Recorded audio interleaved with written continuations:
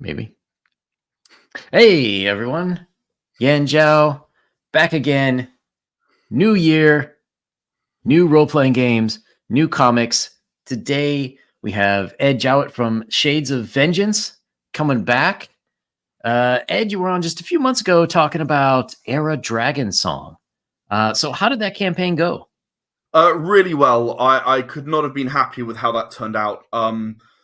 We got plenty to publish the book. A nice big stack of these arrived with me a little while ago now. I sent them all out Nice. before Christmas, in fact. Oh, that's very reflective. It's come out extremely nicely. Oh, that's a page with no pictures, because of course it's a page with no pictures. It's come out extremely nicely. I promise there are some pictures in here somewhere. There we go. There's a picture. That proves it. Nice. Yeah, it came out really nicely. It's just the rulebook primer, which is all we were trying to do at the time. The level of support has really made me want to go ahead and produce what I would call a core rulebook, more like 200 to 300 pages kind of thing. It's going to be something I work on. I've got something else going on right now. Actually, I've got something on Kickstarter right now, and then I've got something else that I'm sort of doing the writing on right now, because the one on Kickstarter is sort of done and ready, and the one I'm working on right now is maybe we'll talk about that later. All right. So would the one on Kickstarter happen to be Era Deadwest? As a matter of fact, it would be Era Deadwest. Yeah. I'm not, like the Western genre is not the first genre I would go to. I've definitely watched a lot of movies in that genre. I've read some novels in that genre. My grandfather, in fact, was a big fan of really quite awful novels, like badly written novels, the Western novels. But it wouldn't be my first go-to, and in fairness, it's my 12th game, so I can't really call it my first go-to, can I? In terms of genre, but it offers something that you really don't get out of other genres. It offers that feeling of every town is an island, just separated from everything else. And while you've got some linked to civilization, the magistrate on the circuit or whatever, you have very little. It's very much a construct of the people who are in charge of that town, is what that town is like. Yeah. And that gives you this very broad scope, admittedly within the genre, but it gives you a very broad scope for what that looks like. It could be run like, I don't know, a fistful of dollars. It could be run by a bunch of criminals, really, who have appeared legitimate enough that they've taken over.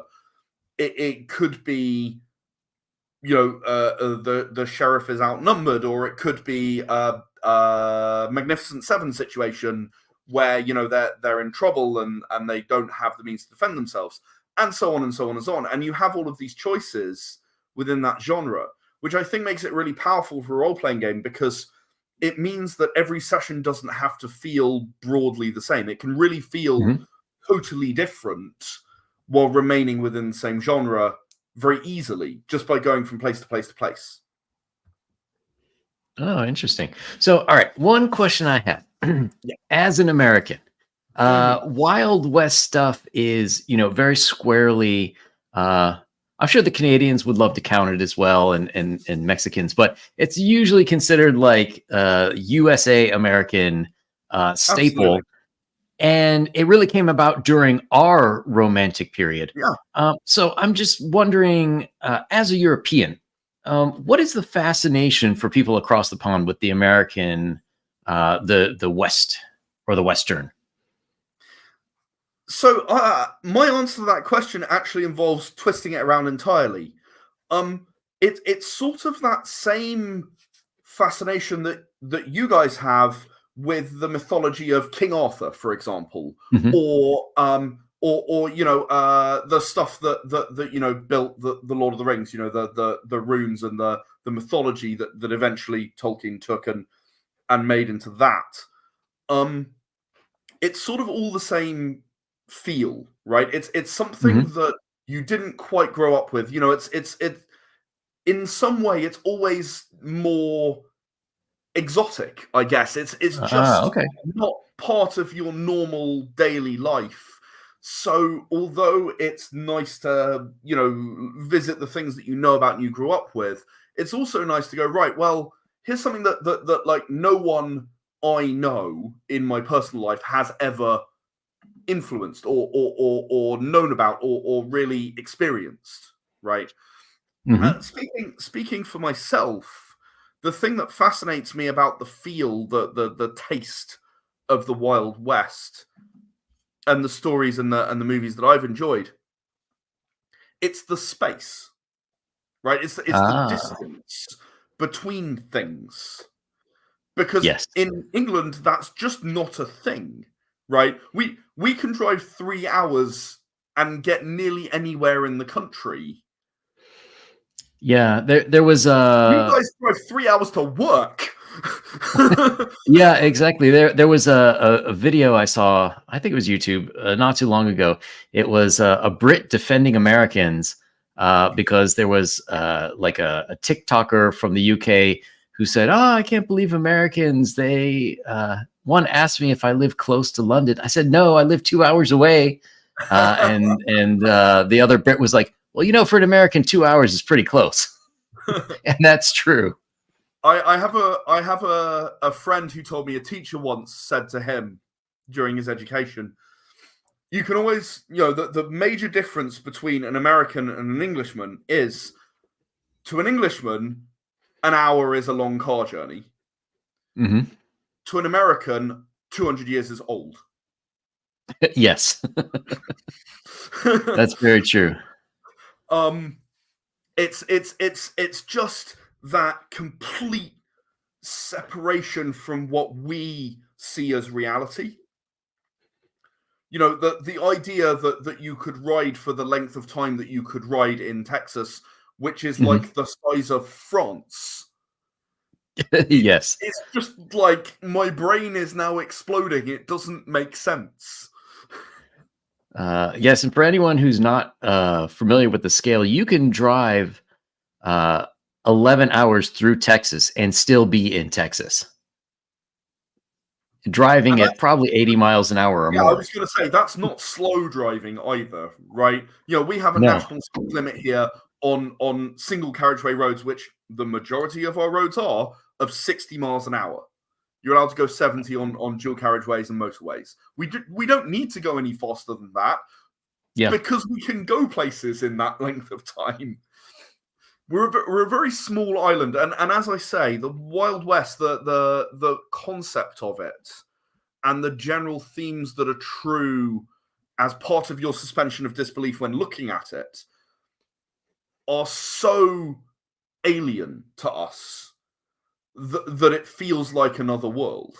And that's great. That's fantastic. That's a brilliant thing to explore and teach people about. And, they can look around and recreate the things from movies that they enjoyed, or the, go the other direction, find their own story within that world that perhaps a European often wouldn't go into. As for people from the US or Canada or Mexico or anywhere over there who look at Era Deadwest, I have found that there are a shockingly low number of Western RPGs. If you want to play that, there are not that many out there. And that's not to say, Era Deadwest is the best and the be all. I think it's good. I think it's worth a try. I think people will enjoy it. That's why I put it up on Kickstarter, and hopefully why the 62 backers who've, as you can see on the screen there, who've decided to support it, have done so. I really relish the opportunity to go, right, okay, here's a thing. That's a very good point, Robert. Yeah. Very good point. It's not the way the movies are shot. No, not at all. It's interesting because even though it is so spread out, it really would have been fairly cosmopolitan because, and not only the various flavors of European accents, we had a lot of Chinese come in to build the railroads, a lot of Native American or Indian groups, depending on what you want to call them, and various accents from places in the U.S. So, presumably Mexicans and so on as well. oh yeah, You know, yeah. The border just moved on them, so there definitely would have been a lot. Yeah, so it's interesting you mentioned sort of a lack of Wild West games, and I don't know. I have a theory on what happened to the Western movies, and maybe that's part of it. But in terms of role playing games specifically, I think the only one that I've ever really heard people talk about was Boot Hill, and that came out in the 70s. there are a few others. If you go looking around, there are some hardcore devotees of the genre, as with every genre. There's a few here and there. I wanted to bring something a little more as Oh, we're losing him. sorry, my machine. There he is. There occasionally does that. I apologize. People are sat there looking at the image, obviously, that you're sharing from the Kickstarter and going, wait, hang on a minute, what's that? Era Deadwest offers a little bit more than you absolutely can play with just the Gunslingers. There are plenty of entries in the back of the book, the bestiary, I guess you'd call it, for other gunslingers that you can run into, and stats, for a crappy, medium, and uber elite, scary kind of gunslinger. But there's also this element that adds tension to the Deadwest. So the Deadwest is a region. It's they call it the Deadwest because people die there, and I'm not going to try and do the accent because Aaron Lundquist did it so much better than I could ever even try. Watch the video on the Kickstarter if you'd like to hear the accent and the thing done properly. Unfortunately, having little audio problems playing things. Sorry about that. Yeah, no. I just meant in general, people watch the video. Yes. Yeah, no, I totally understand. Yes, definitely worth watching. Erin Lundquist is an outstanding voice actress. I've been fortunate enough to work with her on another project, and this was coming along, and we were just chatting about it. She was like, "I'll record it. I'll record that for you." I'm like, "Okay, yeah, that works." Nice. He's me trying to do it.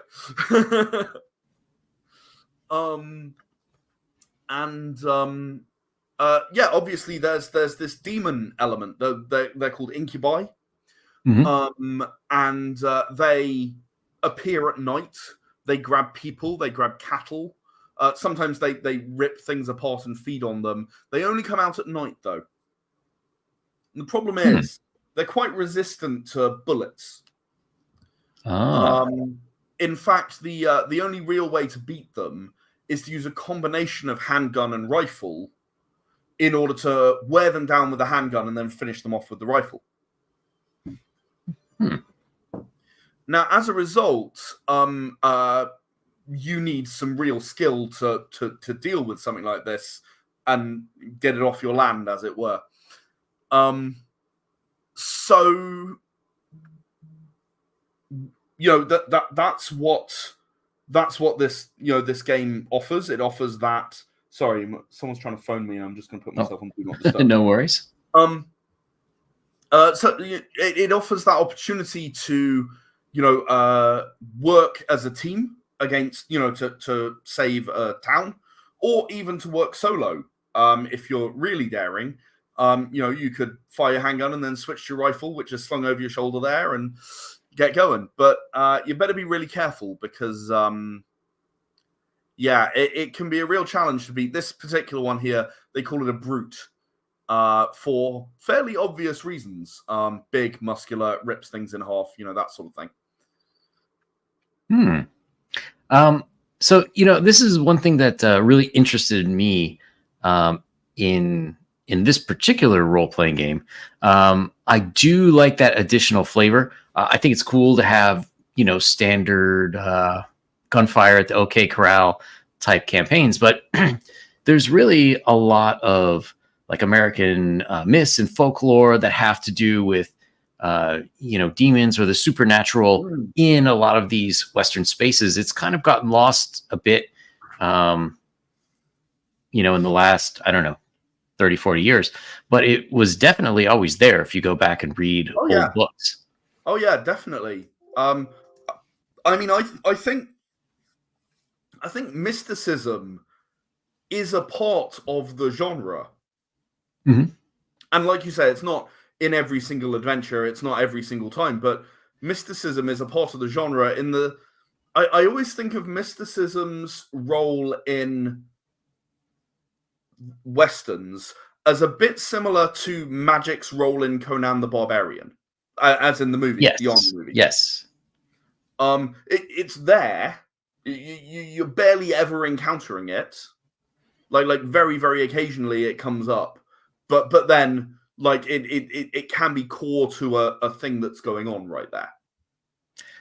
Yeah, and I like that even though most people wouldn't have experienced it themselves, it's still like in the back of their minds as something extremely it's like, serious. Oh, yeah.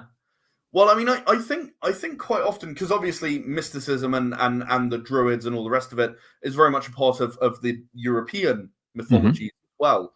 I've obviously picked out the druids, but there are many, many, many, many others. I think mysticism is just a part of mythology that is almost unavoidable. Like people place mysticism within the unknown, and the Wild West is about the unknown. It's about, you don't know when you enter this next town what it is you're going to encounter. You don't know if you ride in this direction whether you're going to get to another town or not, before you die of thirst, frankly, in some cases. And I think that mysticism therefore plays a really important role in this. And obviously the thing that goes bump in the night, or however you want to characterize it, is always that one of those things that humans think of first. And that was where the incubi came from.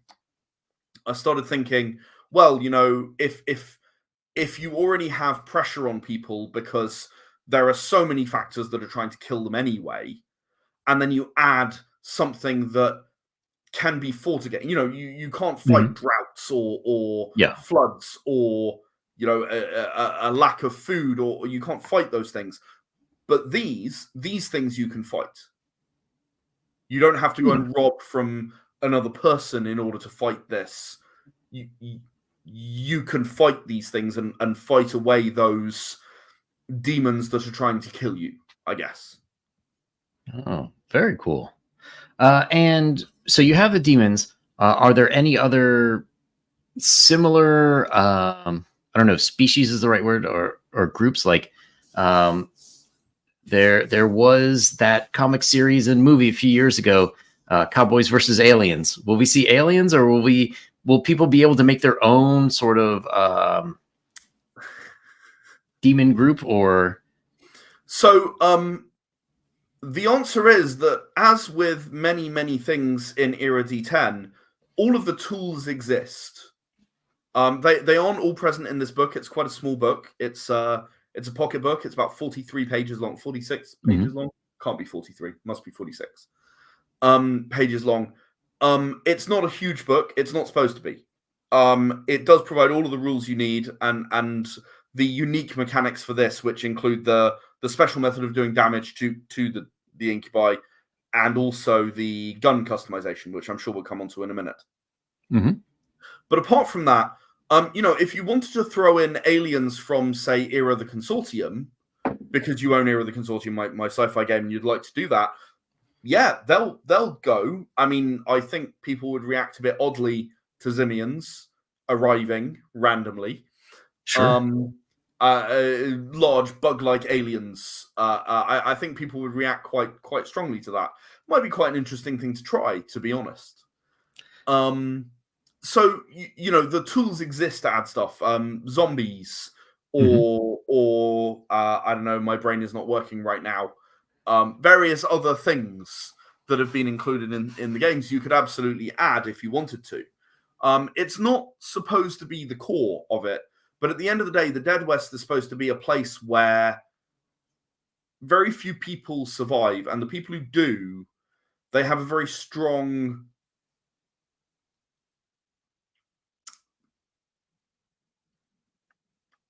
survival instinct, I guess.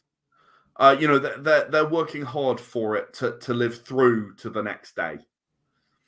And now you've moved to this GIF. I just want to take 1 second to give a shout out to Leo Weiss, who is absolutely brilliant.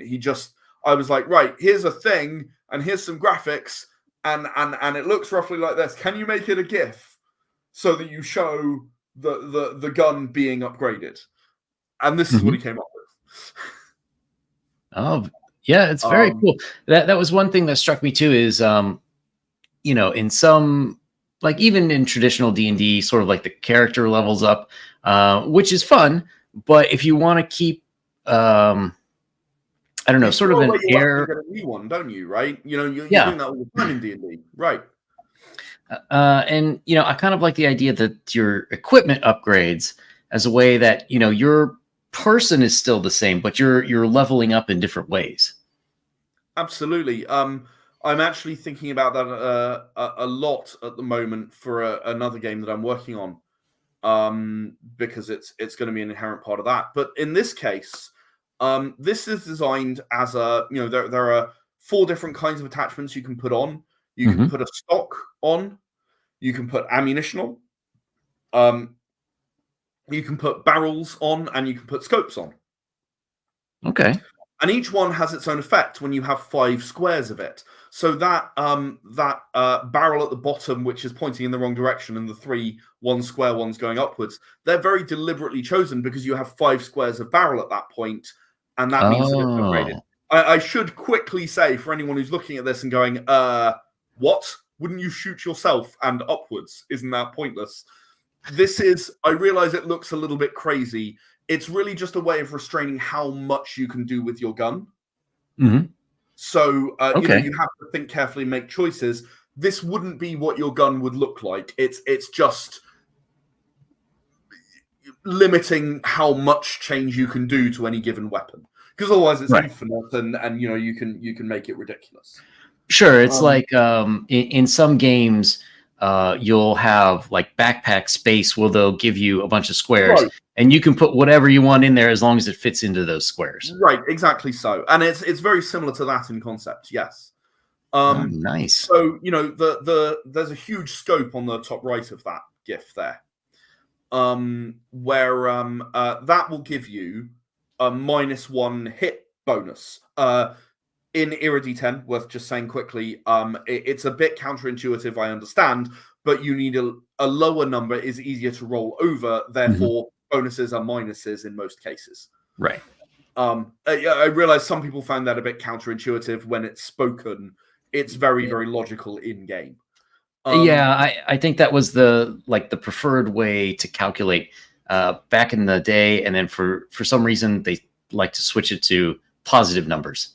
And armor classes like to do roll under instead a lot nowadays. That does happen, and I understand it's because saying your bonus is -1 sounds a bit weird. Yeah. But if you look at it more as, well, you're rolling a 6 to hit instead of a 7, that makes complete sense for everyone. It's not a problem. It just sounds slightly odd until you get used to it. So the scope will make it easier to hit. The barrel will mean you do damage more easily. Again, it's for each 5 squares of barrel, it's -1 damage threshold, so you are more likely to deal damage to your target. Okay. That's all you get off this one. The stock, there's only 1 square of it, so you don't get any benefit. And the extension pieces, they aren't worth any squares. So okay. This might not be the optimal way of doing it. There might be a better way. But again, it's a D10 based game. There are 10 of each kind of attachment. The idea being that, you kill an enemy or you go to a shop or whatever, the GM just has to roll a D10 a couple of times and go, right, you got ammo 3 and barrel 7 and whatever. You can have those. Who wants what? Okay, nice. So, that makes it really easy to run. That's what it's all about. I want it to be really easy to customize your weapon. And obviously this is a pistol. This is actually a Colt. It's worth saying the ammo It allows you to not have to reload each Oh. turn. Mm-hmm. So if you empty your revolver, you then got to reload. That takes a combat turn. Ah, gotcha. So boosting your ammo means you don't have to reload that turn. You can have 2 turns, for example, or 3 turns, and so on. Oh, okay. So it's quite significant if you don't do the amount of damage you want to in the first turn. And so, are all the guns available in this upgradable in this way? Yeah. Rifles have a slightly different situation. You are not allowed to add stock or barrel to rifles. You can add scopes and you can add ammo, but those are your only 2 choices. That makes sense. There are And 3 different kinds of handguns and 3 different kinds of rifles. okay. You can have a shotgun, which is really good at close range. You can have a I think we're losing again. Winchester, and you can have, oh goodness, what was the other one?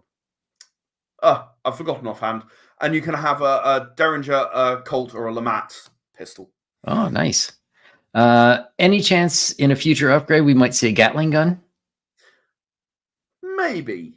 We'll see. I wouldn't want players to be carrying them around because that doesn't make sense for the setting. But Right. you know, on a let's say in the good, the bad, and the ugly sense. Wait, no, that was for a few dollars more. I think. Oh my goodness, I can't remember. It's one of them. One of them has a Gatling. Been a while, yeah. 3. It's been a little while.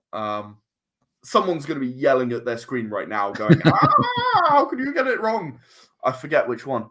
Oh, I know. Actually, I think it might be. It might be a fistful of dollars because I think a lot of stuff happens while he's away doing it. Anyway, one of those 3 movies has a Gatling gun. In that sense, you know, it can be carried on a cart or a train, maybe something like that. Yeah, I mean, I'd be willing to do that. I think.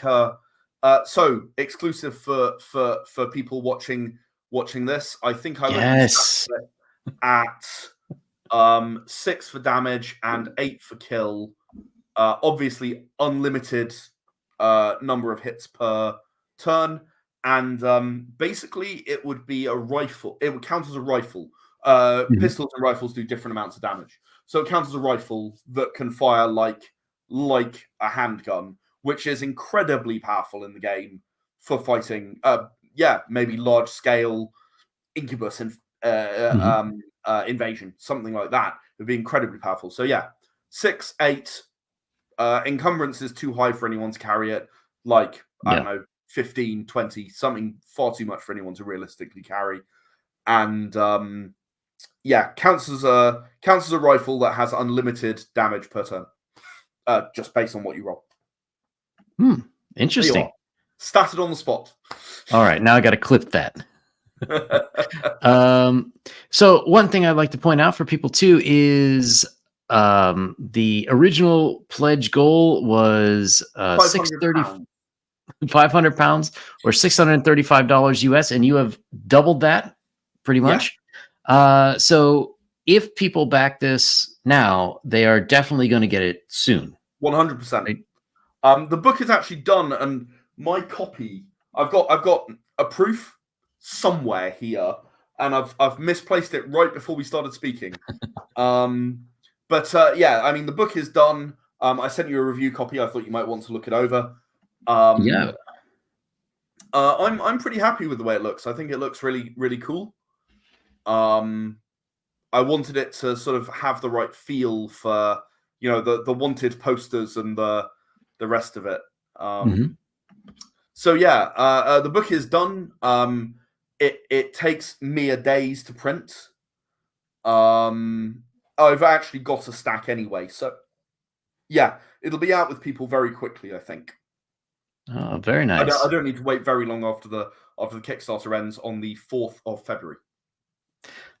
Yeah, it's got a lot of nice art in there too. Yeah. So this is a brand new artist who I've not worked with before. Did a really nice job. Really did. I think that one there on page 23 is my favorite. The flat-footed one. Up a bit. Am I on 23? 23. Yeah, 23, right? Oh, This one. I think that one might be my favorite image from the book. Because it really so that's an incubus. That's an incubus horse. They call them horses. They are very much carnivorous. Oh. And I just think, you know, the guy in quicksand reaching for the gun as the incubus bears down on him, that's this game, like, in a nutshell, I think. For me, anyway. Yeah, it's definitely one of those things where you got to think about, oh, do I want to go out alone? You know, if I want to go that next town, am I going to have to camp out overnight, or am I going to be able to make it? Absolutely, because the only sure protection from the incubi is the sun. And let me see. A full bestiary to make sure that everyone knows what to do and how these things behave. 4 different types of incubus, and 3 different types of gunslinger. Let's see. It's gunslingers. There we go. The wind bags. So they spit acid. It's slightly it says at the top, it's misleadingly named. It's got great big acid sacs on its back, and it spits acid at you. As you can see, they're very, very smart. Very, very smart. Yes. Yeah, their stats are on the high end. I'm not going to lie. They're quite high stats. So better to be armed up before you try taking on some of those. Try and take on one of these, unless the key to combat in this game is not running in guns blazing. It is thinking. It's okay, we need a distraction, or it is much more similar to the Wild West and the way it should be, rather than perhaps the way the movies portray it. In that you could die any minute. If you get into a gunfight, it's probably 50-50. If you end up fighting incubi, it's probably 70-30 in their favor.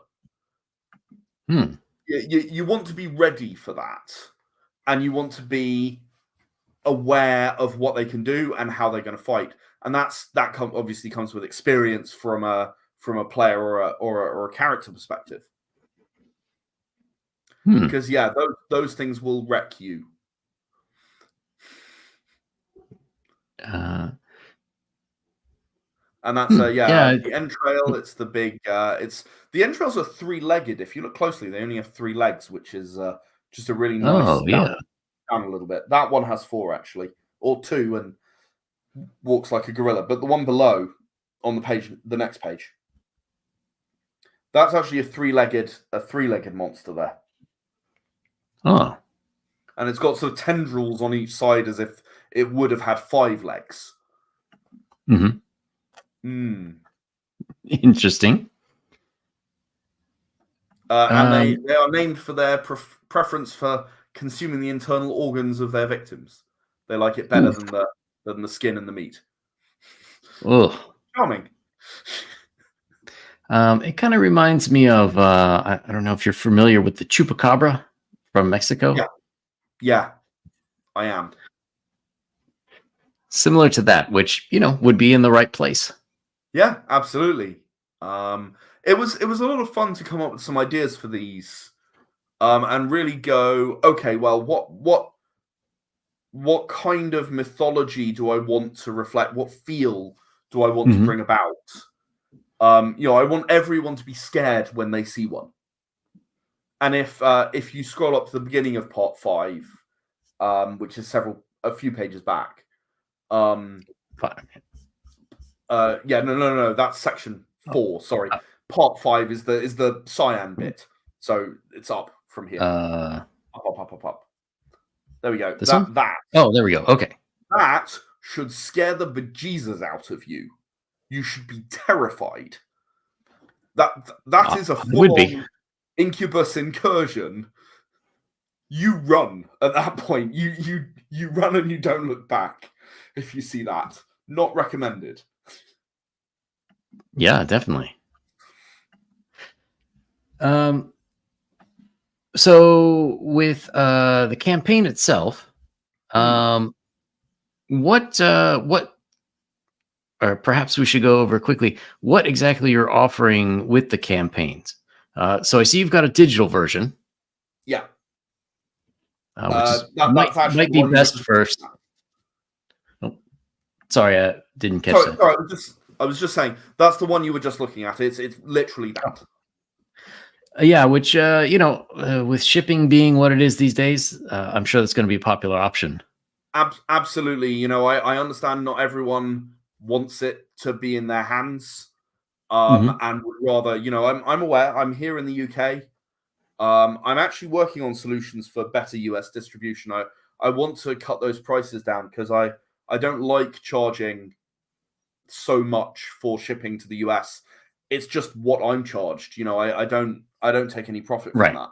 But it's right. really tough. It's really tough to get things over there.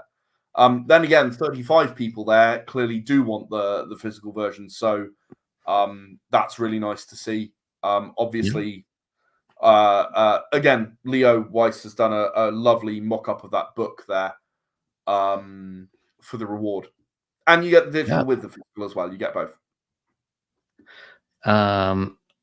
Then people can get a signed edition. Yep, I will sign an edition for you, and that's it. You know, I wanted to keep it really Mhm. simple. Um, I just wanted to keep it really, really simple. Keep this campaign minimal, and anyone who wants one can have one. There's plenty left, as you can see. Yeah, I didn't want to go into really complicated loads and loads of stuff because it can get really hard to deliver. I wanted this Yeah. to be something that's with people within, certainly digitally. I want this to be with people within 2 weeks of the campaign ending. Wow, that's pretty ambitious. Uh, I've written October 2024 as the estimated delivery date, but that's highly pessimistic. You never know when something might go horribly wrong. But well, you know, I know this sounds unlikely, but a global pandemic could happen, and everyone has to stay inside for months on end. it is an election year for us, so I'm expecting something. But you know, I'm hoping that I'm sending these out in February. You know, Well, that'd that's be what I great. want to be doing, and I therefore decided, you know, I'll keep it simple. I'll happily sign. I've got a nice bronze-colored Sharpie here, which would look really good signing it. I will happily sign copies for people.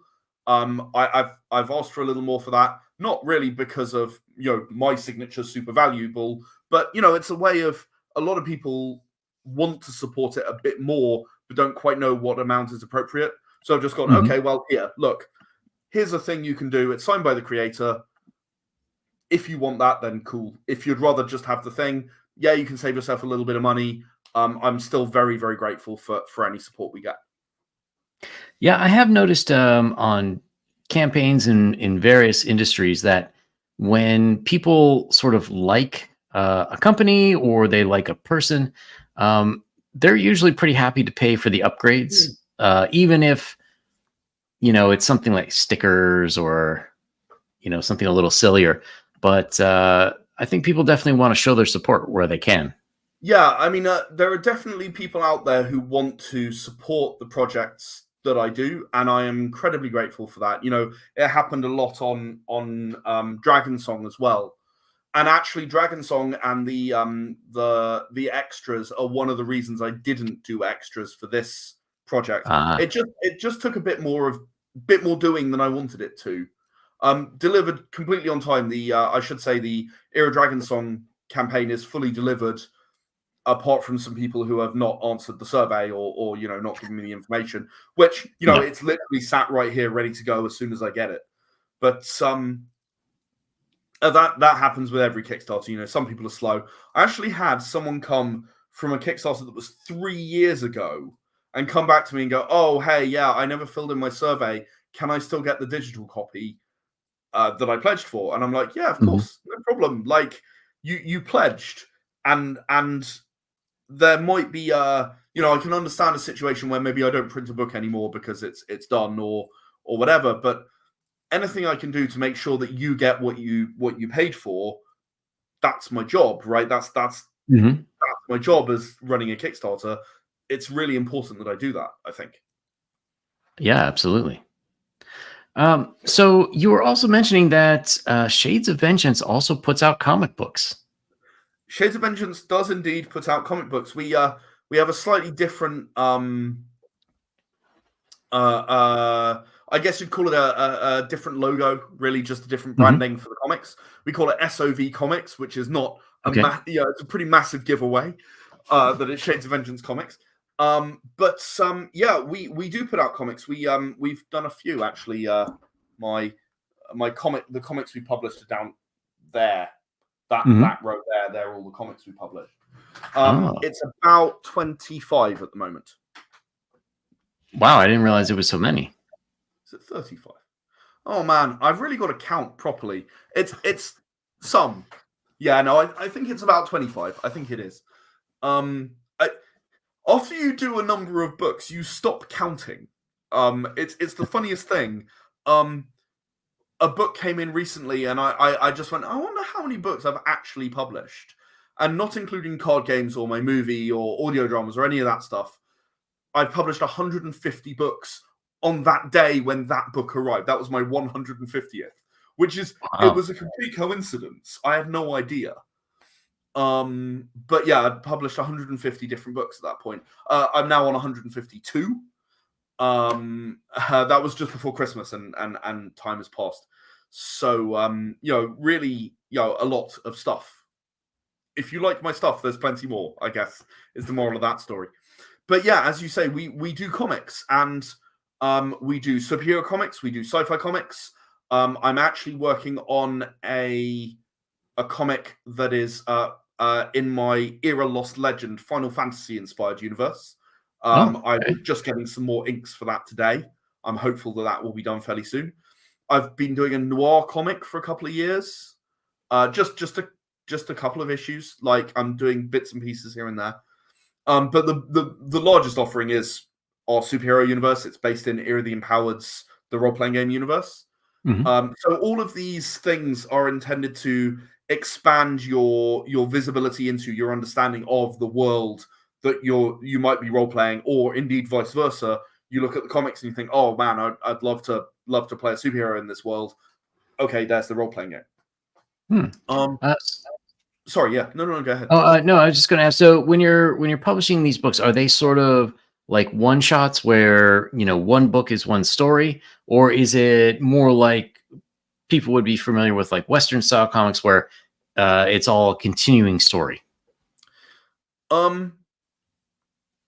So the answer is sort of both. There are some which are just one shots. We just wrote a one shot. It was a really nice self-contained one shot where we wrote it. The one I'm thinking of in particular is a time travel-y story. Actually, we wrote two time travel stories that both were one shots. That's funny. Huh? What a coincidence. One is a superhero one, and one is a sci-fi one where the characters travel in time, and then for whatever reason they aren't just going back to their own time and having their next adventure. They're where they end up. But for the most part, I view particularly the superhero comics as an ongoing living world. Right? It's adventure. So you'll have an adventure from, I don't know, say Blue Shift or Speedster. And she'll have her adventure, and then there was a second issue a little later that continued from that adventure. But equally, I'm very mindful of a Stan Lee quote, actually, which is that every comic is someone's first comic. So I try to make them all, anytime that you pick up an issue and go, oh, I like that cover, I want to read that, it will work as a standalone story, but it slots into a greater whole. Now, fortunately, thanks to my experience in role-playing games, I'm actually very, very good at writing that kind of thing, because that's essentially what a role-playing game session or even a campaign really is. It slots into that larger world or that larger storyline that you're exploring. So, one thing that we do, and really important to mention it now, because it's on Kickstarter right now. SOV Comics is also running a Kickstarter at the moment. called New Year, New Stories 2024. And we've run this every year since 2021. I've actually got the issues very handily here. And we started with 2021 immediately after COVID. All of the conventions have been shut down. In January, we didn't even know when they were going to come back because we were being told they're not happening right now. So I thought to myself, look, I have a lot of experience running Kickstarters. There are a lot of people out there who, that's the one of the time travel comics I just mentioned. That's actually my superhero guy there. And one of the time travel comics I mentioned was featured in here. And I reached out to a bunch of creators. I just posted in comic groups on Facebook. I posted in comic discords. Anyone who wanted to submit was able to submit not only a story that they did, but also a links page. Oh, can I get that on camera properly? There we go. That's a links page to Jiraz Comics and the rest of their work, because it's intended as an exhibition anthology. It's about, you know what, there are some stories that you probably missed because there weren't any conventions, at least in 2021. There weren't any conventions. You probably missed these, and they're pretty good. So, you never know. You might find your next favorite writer in here somewhere. There are 10 stories in this one. We actually went to 15 for the following issues, and it's 16 this year. Wow. The only criteria for submission for anyone is that they published it in the last 12 months, or they are still working on it. So it has to be a new story. It's in the title, right? Yeah. We've had some brilliant people. Matt Adcock, who did the Complete Darkness comics, he came along and said, "Oh yeah, you know what? I'd love to get involved." I obviously put some of my stuff in each one every year. We've had Atom Bug, which is a phenomenally good anthropomorphized insect/animal comic by Michael Morrow. He's submitted every year, and we've proudly printed something from him. Danny Gorney, the names go on and on and on. And we've done 3 issues so far. This is last January, so a year ago. We brought on we brought in brain work Carlo Sandro, who has submitted to Heavy Metal magazine a bunch of times, in fact, which is, that's really, I was honored actually to be approached by him and go, yeah, you know what, I've got a story, you go ahead. Another important thing about this anthology is you don't have to write a new story to submit it, right? It's a non-exclusive printing of a story that you've done. That was the whole point. It was, here is your work, not here's work you've done for an anthology. It's here's your work. Here's the stuff that you're passionate about, that you, for the most part, people are self-funding or Kickstarter funding. It's really important to me that anyone who can be reached finds out about some of these indie writers, because, someone like Frank Chow running a Kickstarter and getting millions of dollars, it doesn't feel like the ethics of that really ally with Kickstarter. He could go to any publisher and they would publish his work. It wouldn't be a problem. For sure. I'm sure Kickstarter is perfectly happy to make lots of money off of it. Oh, well, yes, of course. But there are a lot of indie creators out there who are writing really, really good stuff. Maybe the art isn't up to scratch because they don't have loads of money, or maybe, they're a really good artist, but the writing isn't quite there. There's a lot of nearly there stuff. And I want to give those people a platform so that people can, go, oh yeah, I want to see more of this work, or I want to support this artist. I want to buy some of their stuff and recommend it to my friends, so they have a bit more money for the next one. Say they're a writer in this example, they have a bit more money for the next one to hire someone really good to do the really, really good art. Double their budget for a page. They'll have much better art. It's very difficult being an indie comic creator. I speak from experience. It's very difficult to create something that you're happy with without being independently wealthy, shall we say? Yes. It's very and then it's very hard to sell a comic well, when you've created it. So yeah, anything that I can do to help with that in any small way, and that's really what New Year, New Stories has been about for the Mhm. last 4 years. We've got it now. It's actually a project we love on Kickstarter, which is, it's really nice to be recognized by Kickstarter in that way. So it's got a little project we love tag. They add it to a small number of projects at any given time. Just scroll down a tiny little bit, like it. I can see. Yeah, it's there. It's Yes. right under the main image there. So yes, it's they'll choose a few projects here and there that they like the look of and make those projects we love. I just got the email through yesterday that was the case. So yeah, that was just chosen for that. Yeah. I was kind of wondering, do you see this as something that may pick up steam in the future? I know right here, I've talked to a lot of indie creators in the course of the last 6-8 months, and they're all telling me, oh no, the market's much worse than it was even a couple of years ago. And over here, I don't know if you know Mark Millar and his controversies in December.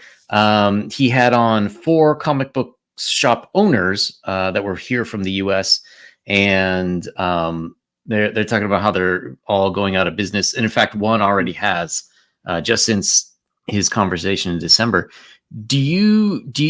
How is it working in the UK? Are there still shops that are doing all right, or do you think it's all going to be online? I think in general, the UK has a different problem at the moment. We have some economic problems for a number of political reasons that I don't need to get into. Sure.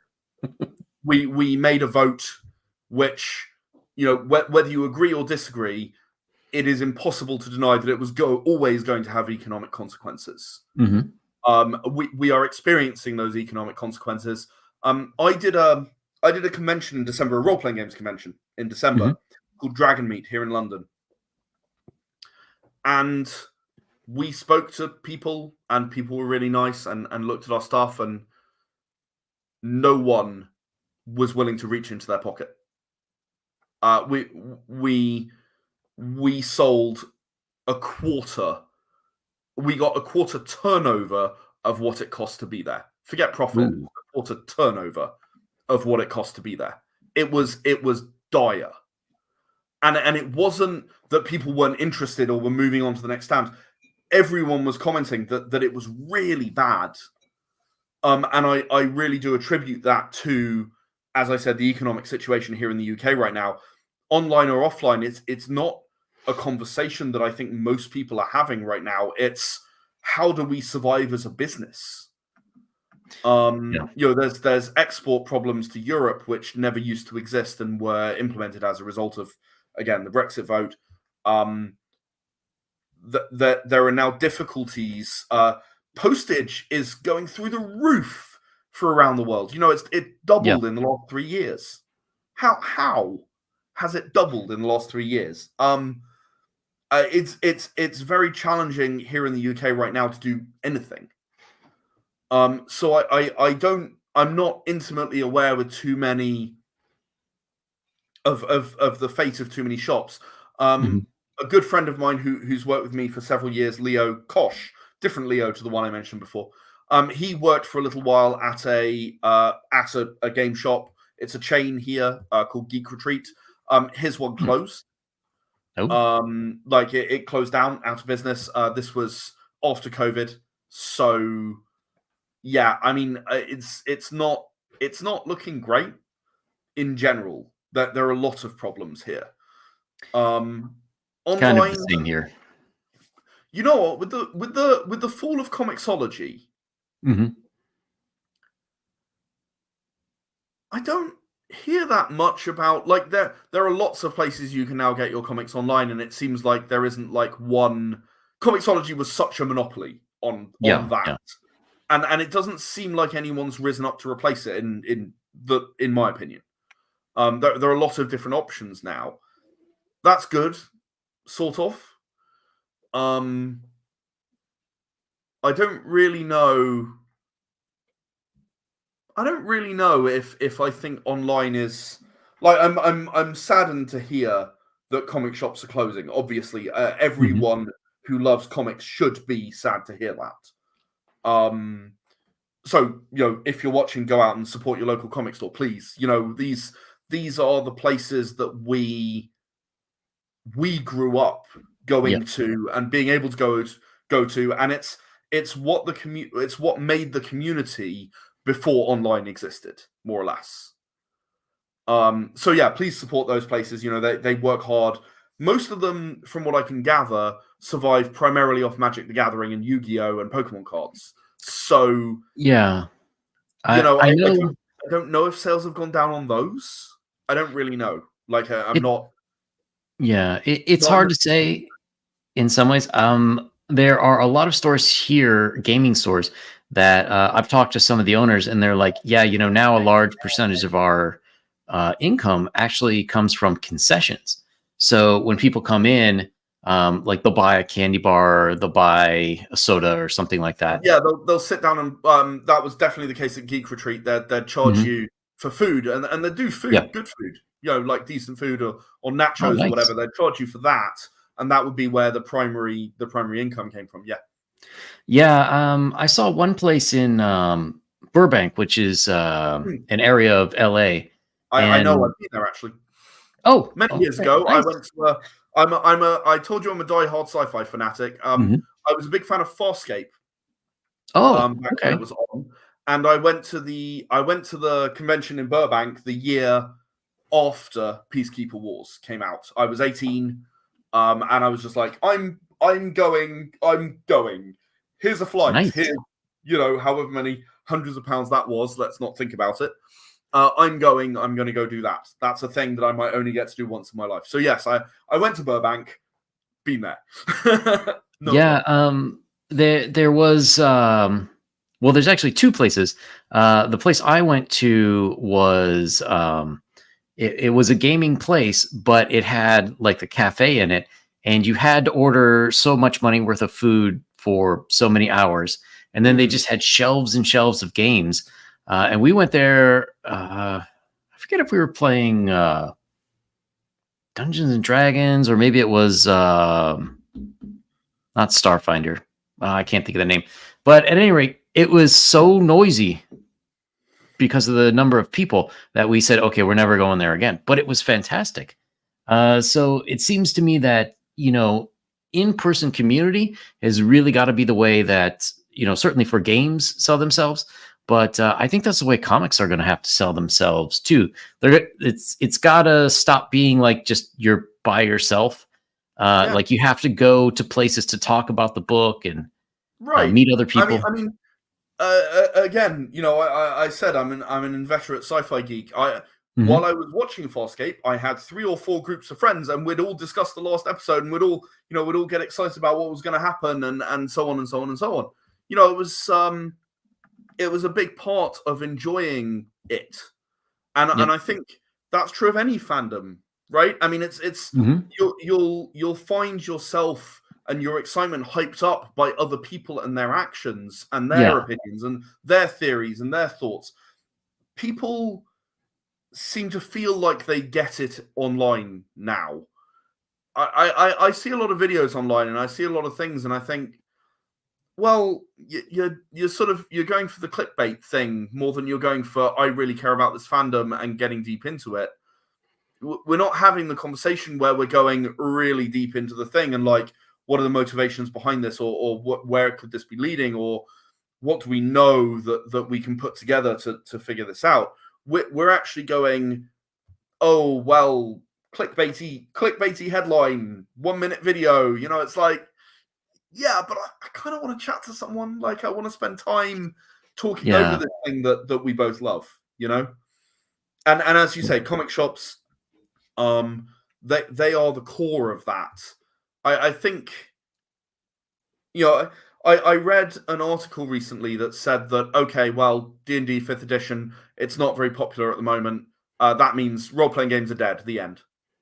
No. And well, I mean, for starters, MCDM or Adventure Conqueror King beg to differ. Secondly, 4th edition, I hate to break this to people, was not super popular, right? Like there, it definitely has its fans, and there's a game out there for everyone. And for some people, 4th edition is the stuff. But we survived that, and I don't think that we're gonna stop. We're gonna stop playing just because 5th edition D&D is getting less popular, maybe with the general population. I don't think the community is going to change that much. I hope desperately that those people who maybe enjoyed 5th edition or maybe used 5th edition as a gateway, I desperately hope that what they'll do is start looking around, because forget era games. There are so many games out there. Fine, cool. If the games I create are the thing for you, then great. I couldn't be happier. If they're not, that's also fine. Like, find the thing that speaks to you and makes you want to sit down and play games and lose yourself from this world that we live in, which can be really quite hard sometimes. It's nice. It's nice to get away. Yeah. And not have to think about it for a few hours. And just not have to be part of real life, be solving problems that are soluble for a little while before going back to your real life, where, let's face it, at the end of the day, most problems continue for long time or crop up in other forms, but really are fundamentally the same thing throughout your life. Definitely. Yeah, I think, if people, there was the saying that Marvel Comics, the health of Marvel Comics is the health of the comic industry. And I think to some extent you could make that same statement about Dungeons and Dragons. The health of D&D is the health of the industry overall. And there were times when it was riding high and it seemed like all sorts of games were getting popular. And I think we're sort of, we hit that peak with early versions of 5th edition, and we had all sorts of people playing online live plays. And I think now part of the problem is everybody and their brother has enough books that you don't really need any more campaign guides. There's not much more money to be made. And the other problem is, of course, Hasbro's very poor actions. And I can't remember the lady's name, but they hired her from Microsoft. She ran the Xbox division, and her whole plan with 6th edition or 1E is that, well, only the DMs pay for stuff, so it's under monetized. Everyone should have to pay to play D&D, which, like, nope. So especially the thing is that so Hasbro was very aggressive with the marketing of 5th edition, in my opinion. They pushed the narrative, at least what came across to the casual people who were getting involved in this country, is it is D&D or it is nothing. Choose. Yeah. And that's the message that they sent, that I hear from people who wander around at MCM Comic Con. That's the biggest Comic Con here in London. That's the message that I heard while I was running a stand to sell role-playing games. And I'd go, whoa, what? Like again, like I said earlier, forget my games. What? Of the idea that you're restricted in that way. And I met so many people who said, I played D&D, I paid the 70, 80 quid for the books. I didn't like it. It didn't click with me. It didn't work for me. It's the number of people I ran into who said that. And it's sort of, in a sense, I welcome the downturn in D&D, because I think that, and this is, in my opinion, true in the comics industry as well, I don't think it's true anymore because of the ease of indie publishing. The ease with which someone can write a book, create, make artwork, get that book out into the world. It's so much easier now than it ever was before. And I hope that I will continue to be proven right. I really was, during the years of, the years of Pathfinder and the years of D&D 4. I felt that was roundabout when I started. I felt that meant that there was more opportunity for people who were not, and not just to appeal to not just to appeal to people who already are role players, but to introduce new people to role playing, to introduce them to a hobby that they've never really thought about before in any serious capacity. Now that takes work, it takes time, it takes opportunity, it takes grabbing that opportunity when you have it. And you know, most indies don't have the kind of marketing that other people do. Yeah. But you can change the opinion about role-playing games, or indeed anything else, one person at a time. Yeah, absolutely. It's yeah. doable. And I think too that, you know, since we're seeing D&D go down, I think that other games are going to start coming up in a bit. I think there's going to be two caveats. I'm really hoping. You know, I think one is a lot of the players, and just part of people who play D&D, like, you want something new after a while. You want to try something fresh. So they'll be looking for other fantasy games, other genres to play in. And I think they're going to start dragging their friends into. And I think in-person play is going to get more popular. I think sites like Roll20 and whatnot, they're still going to be there. COVID.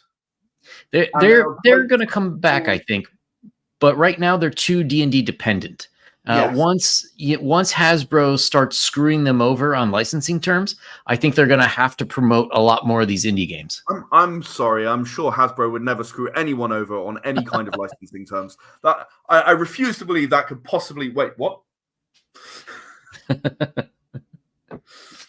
I do find, you know, on that aspect. Sorry, I realize we're sort of. I hope we're not running out of time. No, I know. I do find it fascinating that the OGL happened a year ago. Mm-hmm. And people, like, it's not just the creators who, in principle, you know, had a really good reason to be upset. Yeah. The fans are still angry. You just saw Andrew right there. Yeah. You know, the fans are still angry about this. This isn't something that's going to blow over. They've made a mistake, and I hope they will be made to pay for it. I'm not entirely convinced. People seem angry, but they don't seem to be stopping buying, if that makes sense, or stopping playing. Like some are, but I think psychologically, it's sort of like comic books. Like, all comic book readers, really, one day they kind of fantasize about making their own story. Making their own book. The only thing is, making a comic book is extremely expensive, but to make your own module is not expensive at all. It's mostly just you sitting in front of a computer writing. So I think that, you know, everyone sort of has a fantasy like, oh, I want to publish my own module or my own character class or whatever. And you don't want to have to give up what you've made to some corporation. So I think that affects people on a much more personal level. And as to why people play it, I do think that some of it is sunken costs. Like, if I'm, you know, a DM and I've already spent a couple £100 on books, you know, I don't want to switch to something new, you know.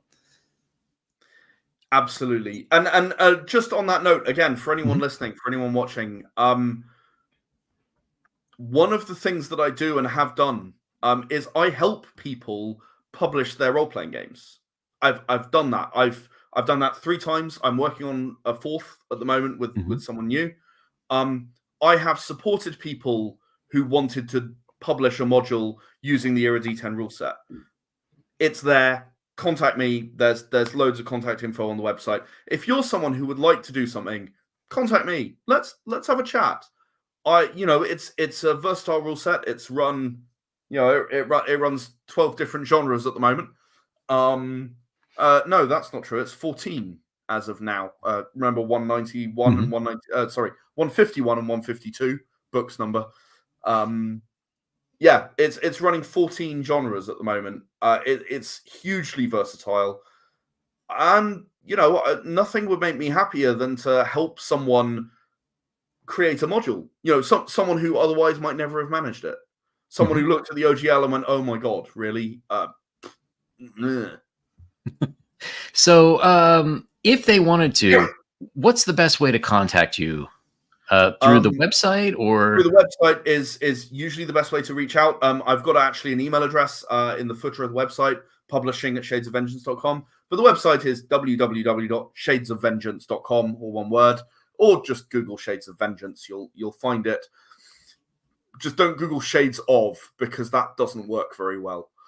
There is a link in the description to this video for anyone who wants to. Thank you very much. Get there. Or you can reach out on Facebook, where we are facebook.com/Shades of Vengeance. We're on Twitter, Shades_of_Venge, because Shades of Vengeance.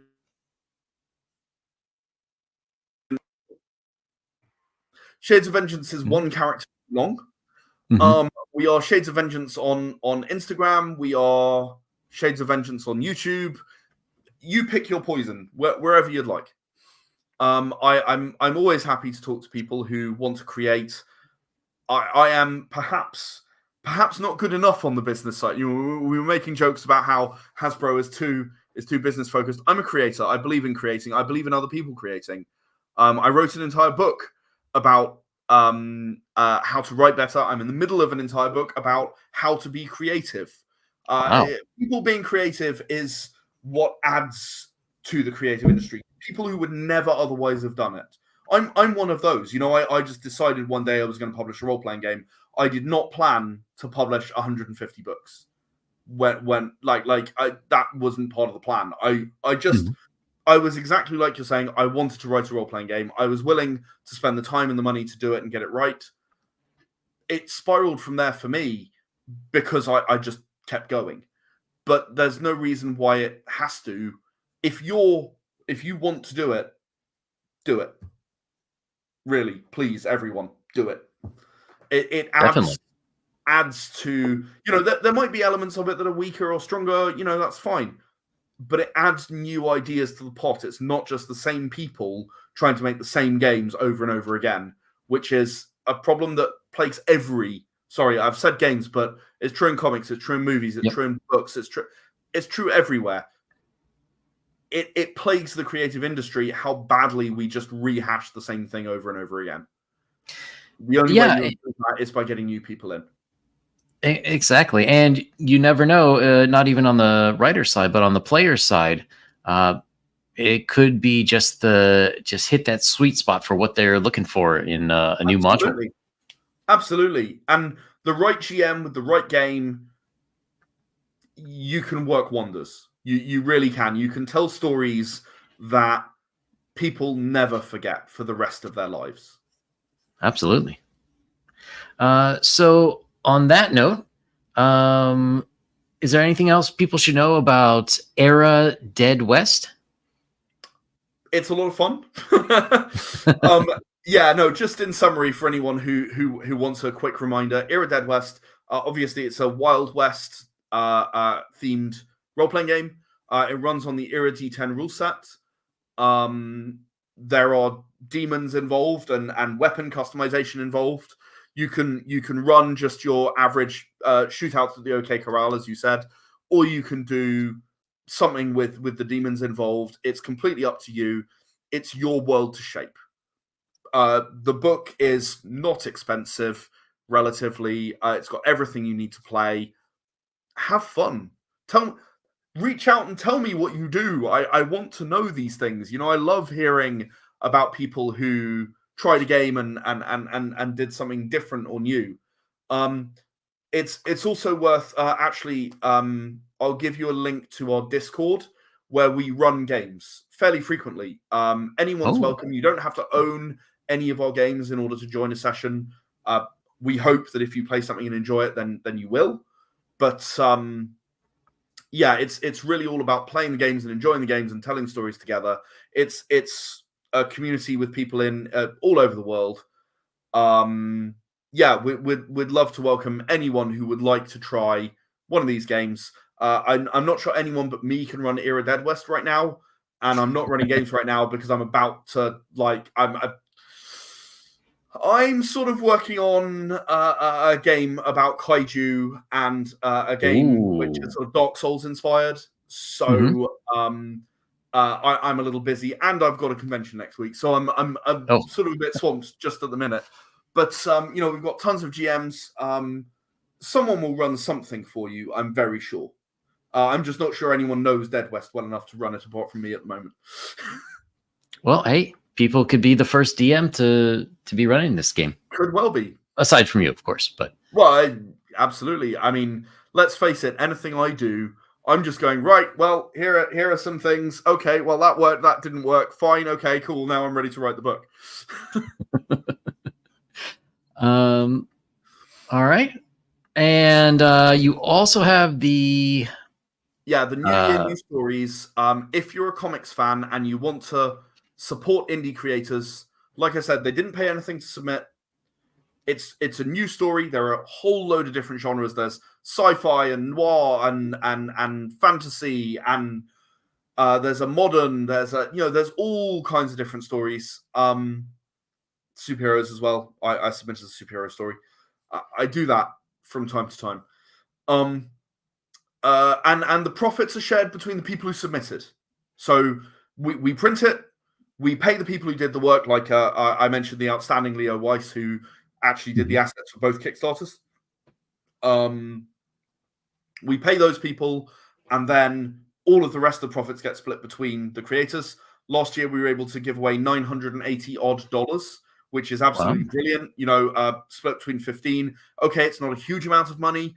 It's an extra page or two. It's for just you know what, we took it, we printed it, we delivered it. We hope that people enjoy it, and we hope that people will go and look up people's other work. It's an exhibition anthology. That's what it's all about. It's here is some of my work. If you like it, go find more.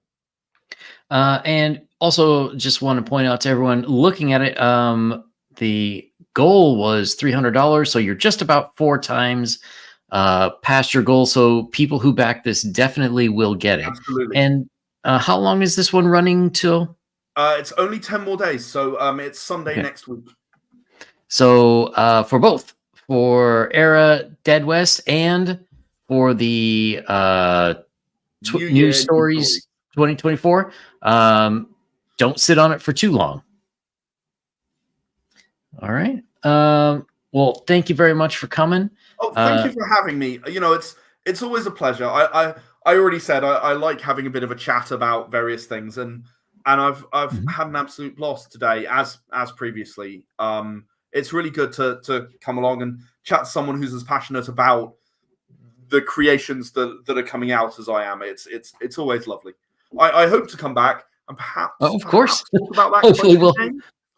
Yeah, I'd love to have you back for that. So everyone, I will be on the Dungeon Delvers channel Friday night. We're getting back, starting a new year in Classic Gamma World, and I will have some guests next week. Just got to arrange that a little bit. So keep tuned for announcements, and also my 5e campaign guide, Empire of the Undying Sun. Look for announcements in January. It's going to be big. It's going to be a lot of fun. Well, you know what? When that happens, make sure reach out to me and let me know. Yeah, I'll do what I can. Like I appreciate that. It's really important to me that people continue to create and add things to the pile. Yeah. All right. Well, everyone, have a good day, and we'll see you back soon. Thank you for listening for this long.